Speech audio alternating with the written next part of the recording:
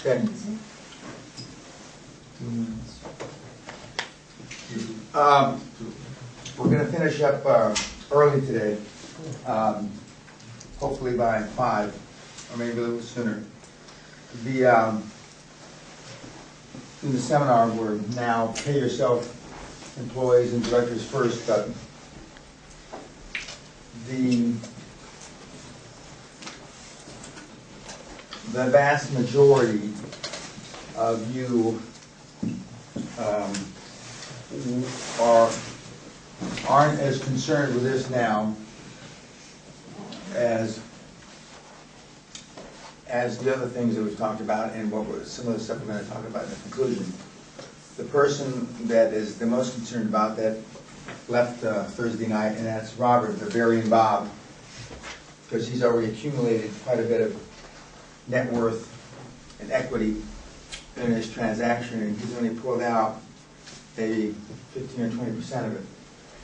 And he's left a lot on the table, so that's why I'm recommending that he refinance himself, because at such low interest rates, even though for 5 years ago I said I didn't think interest rates were going to get any lower, they've gotten lower.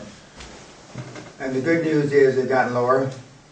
The bad news is when they spring back the other way, like the rubber band example that I talked to you about, I don't know how high they're going to go. Currently, worldwide interest rates are trying to facilitate finance transactions, but right now, as we've talked about in some detail, the banks aren't loaning to small and medium enterprises, SMEs as they're called. They're loaning to larger enterprises and large transactions because there's no shortage of large transactions. And although the mergers and acquisitions is not at a high, it's certainly not what it was in 2008, 9, and part of 10, where it really dried up because of the money. I'm not sure whether the euro is going to hold up. I'm not sure if the EU is going to hold up. But there's enough tension about it with Italy and Spain and Greece that, as I told you earlier today, when there's uncertainty, there's great opportunity.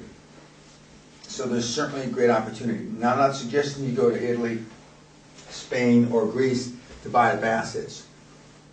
But I'm sure there are assets that are cheaper there.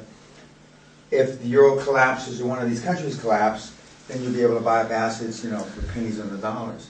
I'm also not suggesting you do that because even though most of you are young enough to ride out a whole cycle, economic cycle, I don't suggest that.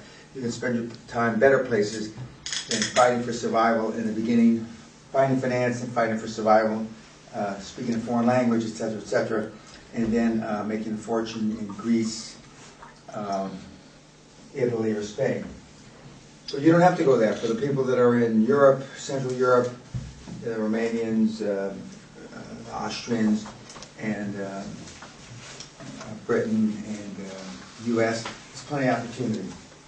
Are there any questions for anything that we've covered so far? Okay, well, let's get into this, and let's put a little bit that's on YouTube.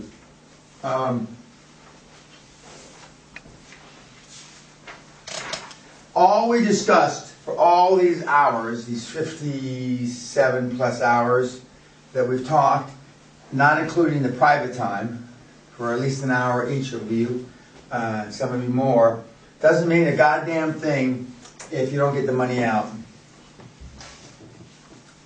Because, as I said in the first day, a lot of us have been told, or at least the older generation, have been told, I don't understand any business better than my own, so I'll put my money back in my own business. I'm not going to be in the stock market, I'm not going to be in side investments, etc., so I'm going to put my money back in my own business. And then, lo and behold, after 5, 10, 15, 25, 30 years, you've got your money in your own business and the cycle goes against you, so you're in the shitter.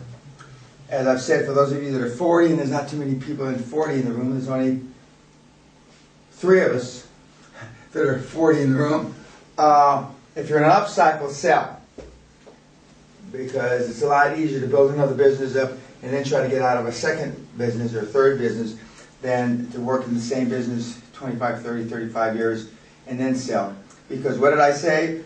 Everybody, 95% of the businesses go up for sale, don't sell year to year because everybody's trying to get rich out of one transaction instead of getting rich out of a series of transactions.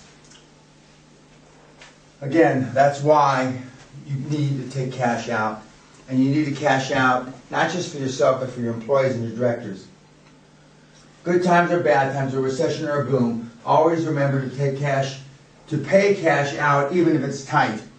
Then when it's time to exit, you don't have to squeeze the last penny out of the deal to get wealthy. Remember, 95% of the businesses don't sell on a year-to-year basis. Okay. There's an easy well, it's not, nothing's easy, but there's what I call the easy 7th step to exit. I was explaining to one of the gypsy leaders here earlier today that he wants to know why is it a good idea to exit if you're making good cash and it's cash flowing. Okay. Because you can not always, but you can almost always sell your business for more than it's worth than if you wait for 20 or 30 years to run it either into the ground or run it more profitably. And then you've got the cash, and the cash is yours, then you decide what to do with it on the next cycle. Make your business independent of you. A business not saleable is not saleable unless it is almost independent of you as an owner, meaning that you want to be able to sell the business without me, without you, without Doris. So how do you make it independent? And who wants to buy a business that is dependent on a gypsy stand, or Benoit Stain, or Michelle Stain, or Marcus Stain, or me Stain? Nobody does. Because then what they want to do is, okay, we'll buy your business over the next 3 to 5 years, and we'll pay you a third, and a third. And ultimately, they're buying out of your own cash. But how much is your business worth without you? Doris buys businesses at 6, 7, 8, 9 times what? Monthly cash flow. Because in her business, there's very few long-term contracts, and the business could dry up. So other businesses sell for 3, 4, 5, 6 times cash flow, yearly cash flow. Hers sells for monthly cash flow on a multiple of it. Most owners and founders cannot let their baby go, and they end up crippling the business or capping its growth at a lower level. We've talked about pride of authorship, whereby we hang on to the business and we don't allow it to grow. We certainly have people that believe in pride of authorship here before, and some of you in this room believe, if not on a conscious level, on a subconscious level, in pride of authorship. Otherwise, we wouldn't get some of the questions we're getting. And as I've seen, it kills more deals than unfortunately Hitler and Stalin did during World War II. Because they hang on. I've given you multiple examples of people that I've known from the 1997 Harvard tape to the 1993 Harvard tape, and over my career where people hung on to businesses too long, and ultimately they should shut them down. See, most entrepreneurs are great deal makers but poor managers. We have no great world-class managers in this room, myself included. In fact, we've had very, very fucking few good managers that have ever come through the program, dating back almost 20 years. So what does that tell you? It tells you that most entrepreneurs can't manage themselves out of a wet paper bag. We've talked about the people the rare people like Smith at Federal Express, the rare people like Dell, the rare people that have started a company with an idea and that are still there after 20, 30, and even 40 years in Federal Express's example. Because we can't manage. And because we've got pride of authorship, we won't turn loose to bring in managers, so then we just write the fucker into the ground. And then we try to sell it, though, in Bavaria, in Bob's case, or in Austria and the timber lumber guys, and then we still want the top dollar for it. It's not just this group, it's every group that's ever come through. Be prepared to share and ultimately let go of your dream only if you can realize the benefits of your dream. Realize means to make real, tangible, means pulling fucking cash. Cash out. If you can pull out diamonds, gold, silver, good. Diamonds are the best, they're the most fungible because you can put them in your pockets and leave countries.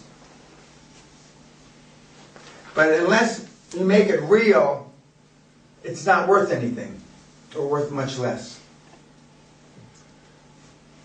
Step 2, make your business a turnkey operation. Systematize everything. We've talked about processes, procedures, priorities, etc. Make it so when they come in, there's a 30 to 50 page booklet that you can give them, that they can run the business without you. That's very difficult in the internet arena, because there's so many different nuances. Robert went through the nuances of building a business on the net for 4.5 hours today.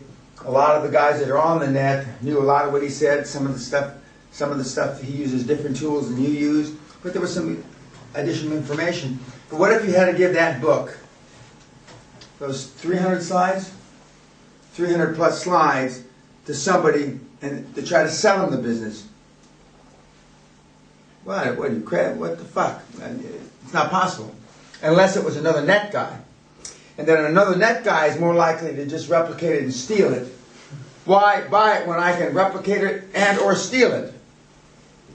That's why assets on the net are so darn hard to sell, because it's tough to put a value on them. Empower your employees, let them make mistakes. Your employees that are part of this situation, that you should have given stock to so they have equity, so they're part of the solution and not just part of the problems. We've all talked about employees' problems since we've been here. There hasn't been anybody that hasn't cried about employees not doing what they were supposed to do, not doing what you expected them to do, and certainly never doing what the fuck you told them to do. So we all know that all businesses are great, except for the fucking employees. Restaurant business is great, except for the employees. Construction business is great, except for the employees. The wedding business that is here is great, except we gotta have the goddamn weddings. We gotta have the fat fucking slappers in here with their mothers. Why can't they just write us a check, or better yet, send us a fucking wire transfer, and not come to our restaurants, not come to our business, and then we don't have to deal with them? Because all this dealing with the customers, excuse me, are debilitating in the short term, intermediate term, and long term. So at the end of the day, as I've said at the beginning of the seminar, it's people that make a business, and it's people that make customers, and how to deal with them emotionally in a profitable, yet 21st century, as close to being as politically correct as you can. I'm not that politically correct, so it's tougher for me.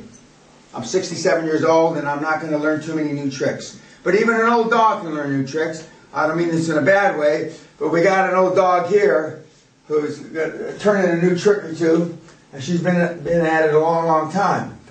And she's gone from a bricks and mortars type service business to, of all things, internet scum. Net scum at her age. I'm not so sure it'd make your mom proud. I'm sure your mom's been gone a while. And if Doris can learn the scum business, the net scum business, then anybody can. But she's still going to have to deal with people. And it's still emotional bank accounts. And it's still knowing that we were coded genetically to be afraid.